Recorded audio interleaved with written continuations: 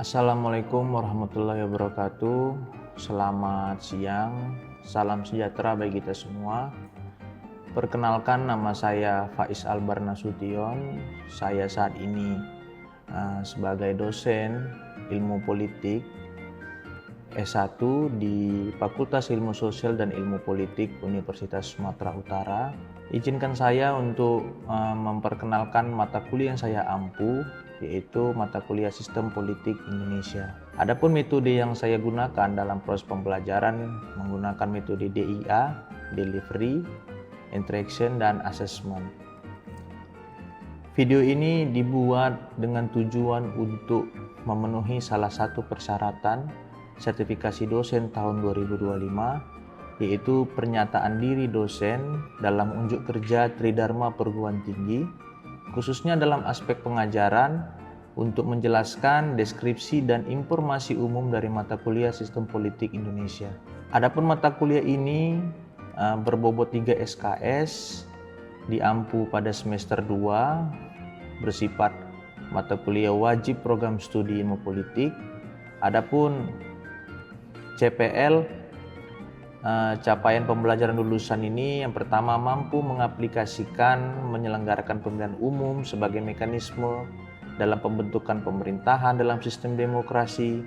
Lalu lulusan mampu menganalisis permasalahan sosial dan ilmu politik, berempati dan berkontribusi pada masyarakat dan lingkungan sekitar. Dan lalu juga lulusan mampu menganalisis fenomena sosial dan ilmu politik secara kritis untuk mendorong terjadi perubahan dan inovasi di pemerintahan. Adapun deskripsi mata kuliah ini diharapkan mengantarkan mahasiswa dapat menguraikan arti sistem politik itu sendiri. Topik-topiknya pun akan nanti menjelaskan pengantar sistem politik, konsep dasar, mekanisme, kapabilitas, perbandingan sistem politik, lalu melihat kondisi empirik politik Indonesia dan bagaimana masyarakat sipil dan gerakan sosial dalam sistem politik Indonesia. Adapun capaian pembelajaran mata kuliah ataupun CPMK terdapat 9 poin. Ini yang sudah dirumuskan oleh program studi ilmu politik melalui kurikulum OBE. Lalu di materi perkuliahan di pertemuan 1 dan 2 saya akan menjelaskan bagaimana pengantar dasar sistem politik, ciri-ciri sistem politik. Lalu di pertemuan ketiga akan menjelaskan struktur dan budaya politik, lalu perilaku politik dan partisipasi politik masyarakat. Lalu di pertemuan keempat akan bicara tentang teori lainnya yang berbicara tentang sistem politik dan fungsi sistem politik yang berdasarkan sosialisasi politik, rekrutmen politik, dan komunikasi politik.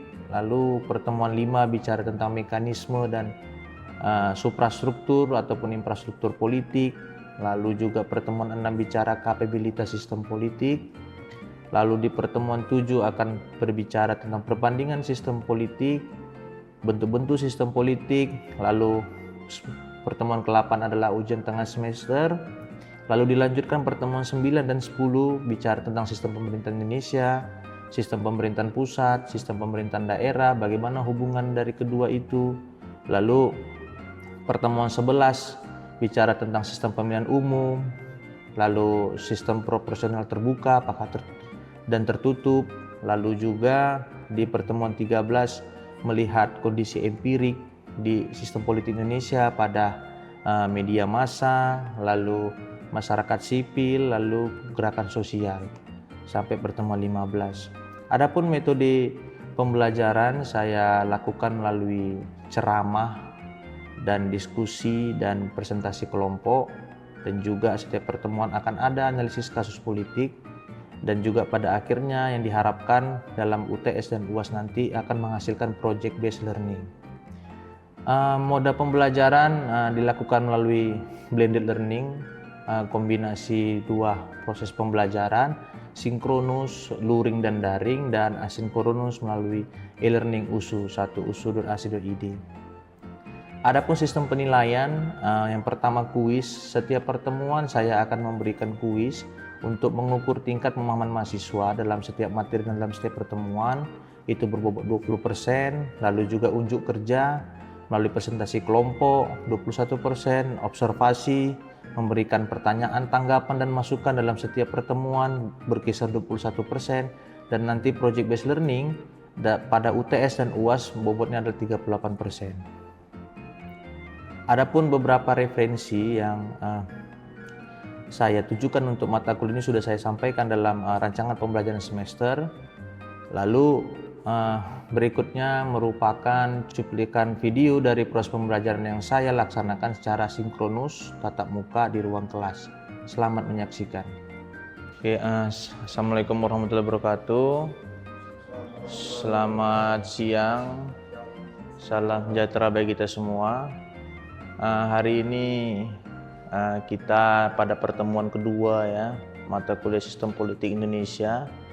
Di pertemuan sebelumnya saya sudah memberikan berupa RPS, lalu juga modul, lalu juga materi-materi pendukung ataupun buku-buku rujukan untuk mata kuliah Sistem Politik Indonesia ini.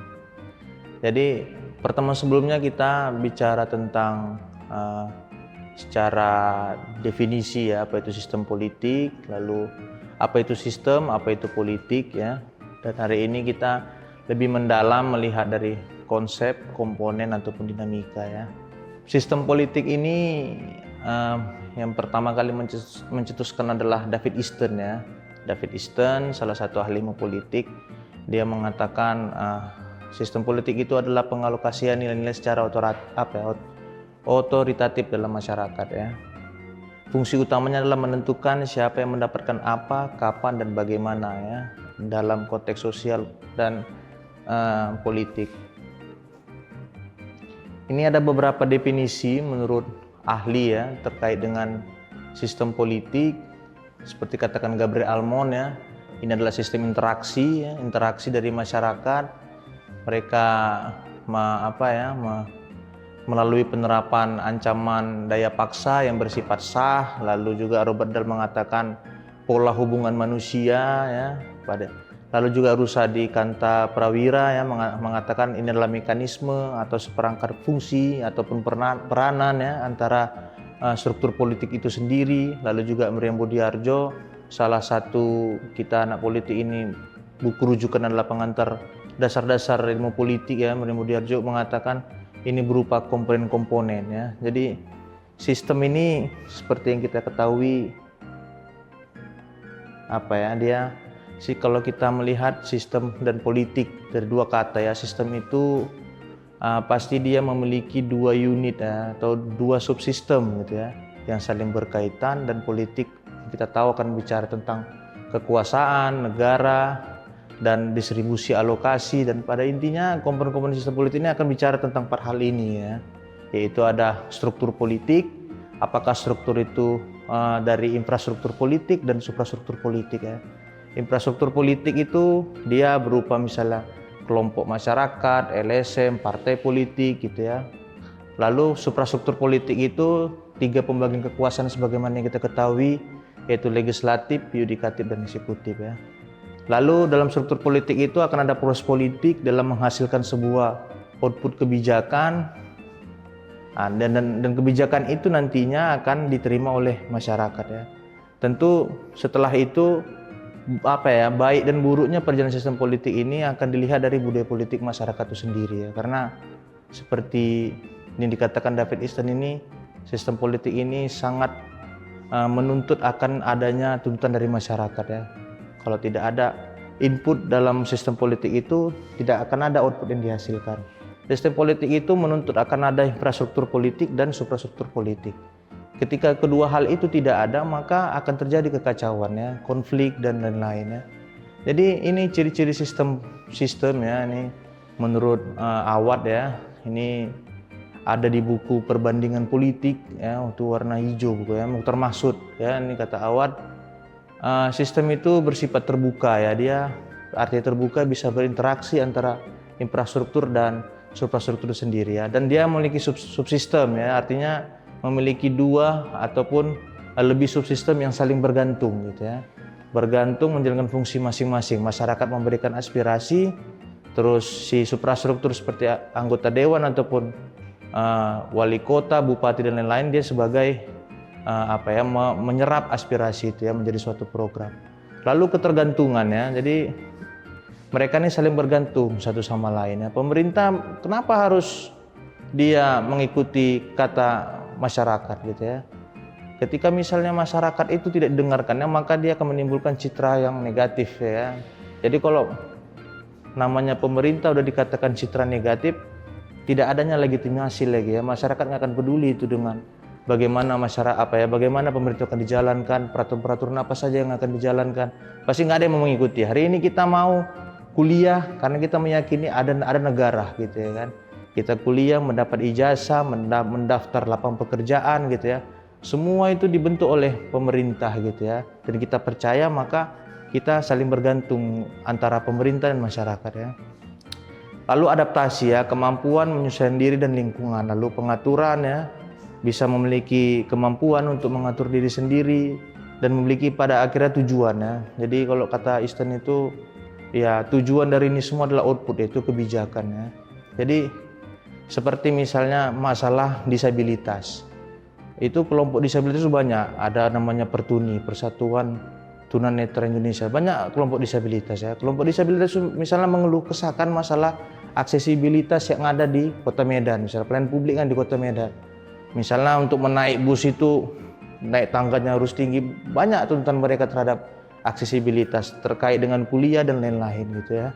Terkait lapangan pekerjaan, dan pada akhirnya keluarlah lahir peraturan Kota Medan itu ya, peraturan Kota Medan itu nomor 2 ya tahun 2024 tentang disabilitas. Di situ secara spesifik dibuat, dan bahkan tidak hanya secara aksesibilitas, ternyata mereka juga dibuat dalam peraturan itu diberikan 2% kuota dari setiap BUMD, pemerintah daerah gitu ya, lalu perusahaan 1%, pemerintah daerah harus 2%, melibatkan dalam rekrutmen tenaga kerja itu melibatkan disabilitas. Jadi kita katakan misalnya hari ini USU menerima dosen sekitar 500. Berarti 2%-nya berapa orang itu? Ada yang bisa jawab? 2%-nya berapa orang itu? Ada yang bisa jawab? Kita katakan lebih mudahan lagi 100 misalnya. 2%-nya berapa? 2%-nya 2 orang lah. Kok 20 ya 10%. Pada akhirnya nanti ketika nanti mereka sudah ada kebijakannya, mereka akan merasakan bagaimana umpan balik yang mereka rasakan gitu ya. Kok saya pernah mewawancara disabilitas itu, mereka justru merasa stigma negatif dari masyarakat ya, kita katakannya seperti kita gitu ya. Tidak lagi mendiskriminasi mereka, tapi justru mereka tidak memiliki kepercayaan diri untuk menunjukkan gitu ya soft skill mereka apapun itu gitu. Justru bahkan mereka sendiri sekarang yang berusaha untuk lebih percaya diri ya, bukan lagi di stigma negatif masyarakat. Nah, lalu dikatakan oleh David Easton juga semua tahapan tadi dari input, proses dan output dan feedback itu jika berjalan lancar akan ada namanya sistem politik yang stabil ya. Sistem politik stabil itu ya akan memunculkan kepercayaan masyarakat. Masyarakat percaya dia membayar pajak gitu ya kan, dia menaati aturan gitu ya kan. Lalu kepercayaan yang meningkat, semua investor asing akan masuk, akan membuka perusahaan di sini, akan membuka lapangan pekerjaan di sini gitu ya. Tapi kalau misalnya setiap fungsi ini tidak berjalan, maka akan memunculkan kekacauan ya, konflik dan lain-lain. Dan karena tidak ada kepercayaan, tidak ada trust masyarakat kepada negara. Kita telah melihat ini. Kalau sekarang kita lihat gitu ya kan, mungkin 50-50 itu masyarakat percayakan sama pemerintah. Kenapa? Karena masih banyak orang nggak membayar pajak. Ya kan, nggak membayar. Kenapa gitu? Karena nggak percaya. Ternyata hasil pajak kita, negara kita walaupun sumber daya alamnya begitu besar, tetapi pendanaan terbesar untuk APBN itu adalah berupa pajak. Pajak penghasilan, pajak bumi bangunan, pajak kendaraan bermotor. Itu banyak tidak membayar pajak. Kenapa? Karena sangat banyak kita hari ini melihat kasus-kasus korupsi di Indonesia ya kan. Dan hari ini kita nggak tahu gimana kabarnya gitu ya kan. Semua dioplos, katanya gas LPG dioplos, minyak makan dioplos, bahkan bahan bakar minyak dioplos gitu ya. Dan Pertamina rupanya Pertalite bukan Pertamax begitu ya. Dan hari ini kita nggak tahu udah seperti apa orang oknum itu yang melakukan itu diadili ya, kita nggak tahu. Itu juga berpengaruh terhadap budaya politik ya. Jadi hanya sebatas wacana kita, pada akhirnya kita memiliki perspektif buruk terhadap negara dan kita nggak mau patuh gitu ya. Situlah akan kehilangan legitimasi pemerintah ya.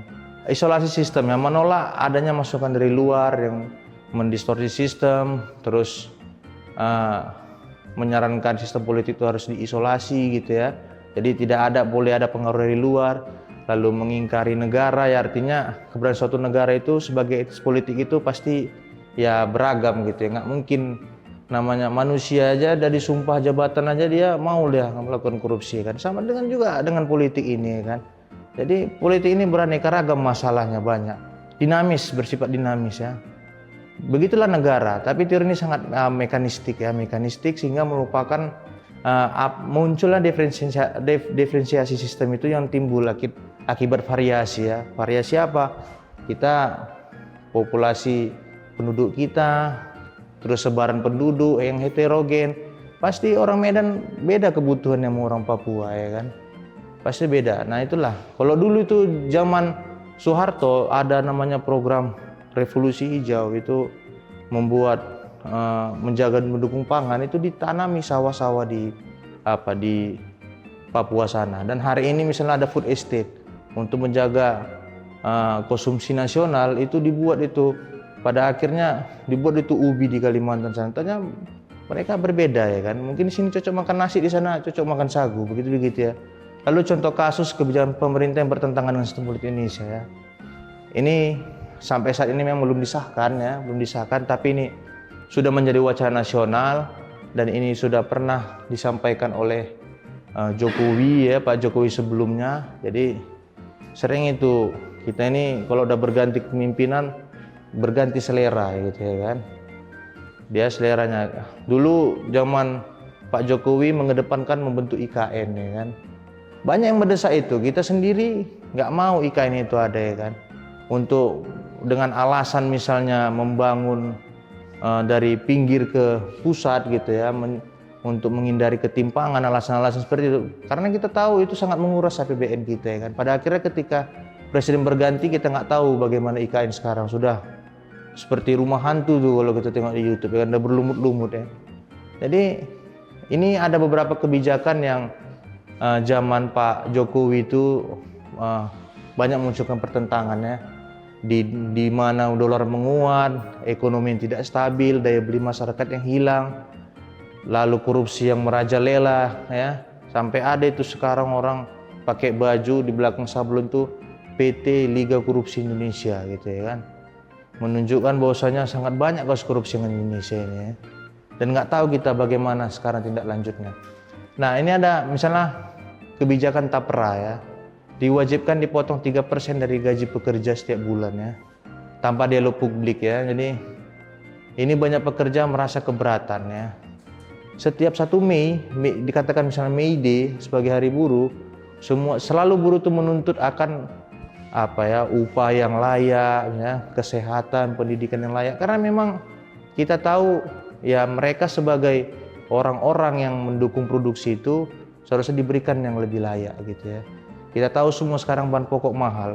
Ketika misalnya kita katakan di Kota Medan ini UMR-nya 3.600.000, ya mungkin kalian merasa dikasih uang saku segitu mungkin udah besar gitu ya.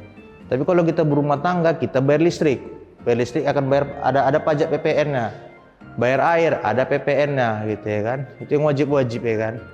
Beli makan, untung makan nggak kena PPN gitu ya. Ada wacana kemarin tuh PPN 12% tuh kena semua, ternyata barang-barang mewah gitu ya. Jadi sudah kita banyak sangat sekali belum lagi nanti penghasilan tahunan kita akan diakumulasikan, ketika menyentuh 60% dipotong lagi 5% sebagai pajak penghasilan. Jadi begitu banyak pajak sehingga ini juga akan menjadi beban kita gitu ya kan. Entahnya diakumulasikan dari 3.600.000 itu pajak yang dihasilkan selama sebulan udah 30% ya kan. Kita katakan misalnya tinggal 2.500.000 yang kita makan apa 2.500.000 selama sebulan ya kan. Apalagi yang cowok-cowok nih apalagi yang perokok gitu ya kan, pasti udah habis itu ya kan. Belum lagi dia punya anak, beli susu dan lain-lain ya. Jadi ini cukup memberatkan, bukan gajinya ditinggikan, justru mau dibuat potong dengan alasan sebagai membuat rumah ya, rumah rakyat ya. Ini kan kenapa banyak sekali nih pertentangan akan hal ini. Lalu penghapusan kelas BPJS Kesehatan, memang BPJS ini sangat menguras APBN kita ya, karena ini program yang bagus ya. Jadi kita sebagai warga negara Indonesia itu semua itu tanggung jawab negara. Dari kita lahir, kita mendapatkan pendidikan, kesehatan, pekerjaan, itu semua tanggung jawab negara. Maka negara harus terus misalnya mendukung program ini ya. Tapi karena ini adalah salah satu beban APBN kita, ini ada kemarin wacana itu dihapuskan sehingga menjadi kelas rawat inap standar gitu ya. Jadi diberikan besaran iuran baru dan itu pasti memberatkan apa ya. Nggak ada lagi perdebatan BPJS ini berdampak apa nggak pada masyarakat, udah pasti berdampak karena saya banyak lihat teman saya sakit nggak ada bayar memang gitu ya. Memang jadi beban negara, tetapi ketika negara ingin menghilangkan peranan dari program ini tentu itu ya pemerintah akan kesehatan apanya ya masyarakatnya. Ini adalah mata kuliah yang dasar untuk melihat fenomena lain, bagaimana di pemilu, bagaimana di pemerintahan pusat, pemerintahan daerah, bagaimana kebijakan publik. Inilah mata kuliah dasar yang akan mengantarkan ke mata-mata kuliah selanjutnya ya terkait dengan ilmu politik ya. Jadi ini sistem politik adalah komponen yang saling terkait ya, struktur politik, proses politik, kebijakan politik, budaya politik yang saling berinteraksi ya. Oke, sampai sini ada yang mau bertanya? Saya persilahkan. Pak, saya mau bertanya Pak, bagaimana jika suatu sistem politik itu kan memiliki input dan output nih? Bagaimana jika input dari masyarakat itu diabaikan oleh pemerintah Pak? Apa yang akan terjadi? Terima kasih Pak. Jadi di sini saya mau bertanya Pak, menurut Bapak mengapa model sistem politik David Easton dianggap terlalu mekanistik dan bagaimana hal itu bisa menjadi kelemahan dalam melihat realitas politik? Terima kasih Pak. Sistem politik akan menjadi disfungsional ya, tidak berjalan secara fungsi ya. Jadi tidak berjalan dengan fungsi artinya ya struktur politik, kita kata suprastruktur politik seperti misalnya anggota dewan ya, lalu misalnya seperti wali kota, bupati gitu ya.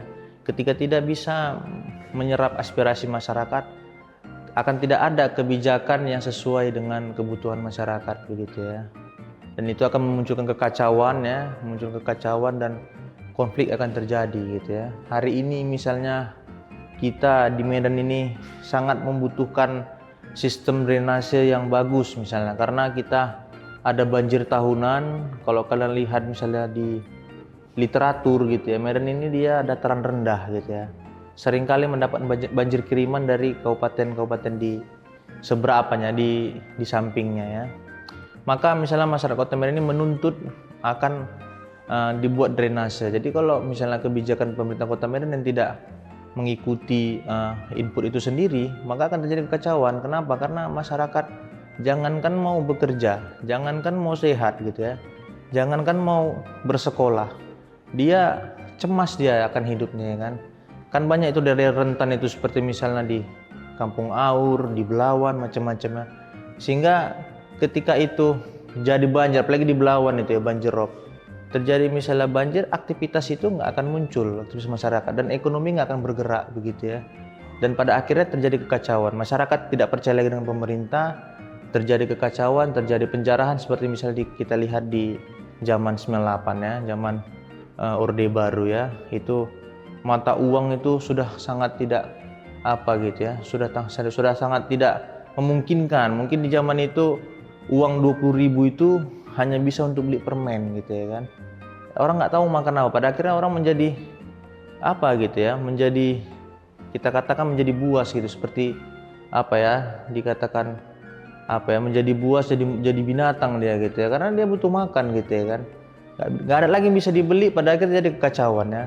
Itu karena kebijakan yang tidak melihat dari input dari masyarakat itu sendiri ya. Itu ya Saudara Irena. Pertanyaan kedua, jadi karena kita katakan seperti mekanistik, sangat otomatisasi gitu ya. Jadi ketika misalnya ada salah satu yang hilang itu, maka itu menjadi sebuah kelemahan. Contoh seperti gini ya, semua partai politik itu pasti mengedepankan kekhasannya ya. Ada partai yang religius, ada yang partai yang nasional gitu-gitu ya. Pasti mereka kalau kita baca anggaran dasar dan anggaran rumah tangganya pasti semua cerita tentang kebaikan, bagaimana untuk membangun Indonesia ini. Tapi namanya manusia pasti mencari sebuah keuntungan dari kesempitan itu sendiri ya. Kita lihat banyak sekali tuh koruptor-koruptor misalnya dari partai politik gitu ya kan. Dia mantan anggota dewan gitu ya. Dia mantan anggota dewan yang pada akhirnya dia tidak menjalankan fungsinya sebagai anggota dewan gitu ya. Hari ini kita tahu biaya politik itu tidak murah gitu ya. Mengumpulkan orang itu tidak mudah gitu ya. Dia pasti mengeluarkan uang gitu ya kan. Dia berorientasi hanya bagaimana cara untuk membalikkan uang itu. Itulah politik kita hari ini, sehingga dia tidak berfungsi karena kita sendiri dianggapnya seperti misalnya produk ya. Kita udah dibeli, maka dia bisa suka hati gitu ya. Jadi ini menjadi sebuah kelemahan, tidak bisa melihat realitas politik yang ada. Realitas politik saat ini adalah money politik yang sangat marak gitu ya. Karena bisa ada money politik karena ekonomi kita tidak stabil gitu ya. Hari ini ada pemilihan, kita mau disuap gitu ya kan, kita pilih orangnya. Karena apa? Karena kita aja bekerja pun sulit gitu ya. Kita sangat membutuhkan, makanya adanya subsidi gitu ya. Sehingga uang itu diterima, dipilih, dan perspektif si anggota dewan itu sudah pasti kita menjadikan kita sebagai komoditas ya, seperti produk gitu ya. Orang suaramu sudah kami beli, ngapain kau lagi menuntut? Pada akhirnya tidak menjalankan fungsinya. Dalam bentuk dukungan di input itu sendiri, sehingga ini akan menjadi sebuah kelemahan dalam teori sistem politik. Jadi dalam teori sistem politik ini harus menuntut semua berjalan sesuai dengan semestinya, berjalan sesuai dengan fungsinya gitu ya. Nggak bisa dia ketika ada satu sistem aja yang nggak berjalan akan tetap bisa berjalan, nggak bisa. Itu kelemahan itu sendiri ya. Jadi ya hari ini ya cobalah lebih cermat untuk menggunakan hak pilihnya gitu ya. Karena kita tahu dampaknya seperti apa, 5 tahun gitu ya kan. Hari ini ya kita katakan misalnya saudara Rashid misalnya kan, tinggal rumahnya itu misalnya jalannya berlubang gitu ya kan, jalannya berlubang, dia jatuh di situ, luka dia. Kemana dia menuntut itu? Ya seharusnya kan anggota dewan. Anggota dewan itu dia ada melakukan misalnya dana reses ya, dana aspirasi macam-macam, membuat setiap pertemuan, mendengarkan aspirasi masyarakat. Tapi kita tahu pasti itu orangnya itu aja, kelompok-kelompok yang dibentuk, bukan dari masyarakat itu sendiri yang bertempat tinggal. Masyarakat itu nggak tahu kapan jadwalnya, kapan kita bisa berdialog gitu. Karena apa? Karena si anggota dewan itu sudah menganggap kita sebagai produk. Itulah buruknya dari money politik, sehingga mengurangi fungsi dari dukungan itu ya, seperti misalnya anggota dewan sebagai contoh. Untuk mengukur tingkat pemahaman kita dalam satu pertemuan ini, di pertemuan kedua ini saya akan memberikan kuis ya, kuis nanti bisa dikumpul di minggu depan. Tugasnya adalah kalian menganalisis satu kebijakan pemerintah Indonesia yang tidak mengedepankan sistem politik David Easton. Coba cari satu kebijakan pemerintah Indonesia yang tidak mengedepankan sistem politik David Easton. Coba dianalisis, dikerjakan 1-2 halaman aja. Pertemuan depan dikumpul, itu akan menjadi bobot kuis kita. Setiap pertemuan saya akan memberikan kuis untuk mengukur tingkat pemahaman kita di setiap pertemuan, dan bobotnya akan diakumulasikan dalam 20% ya.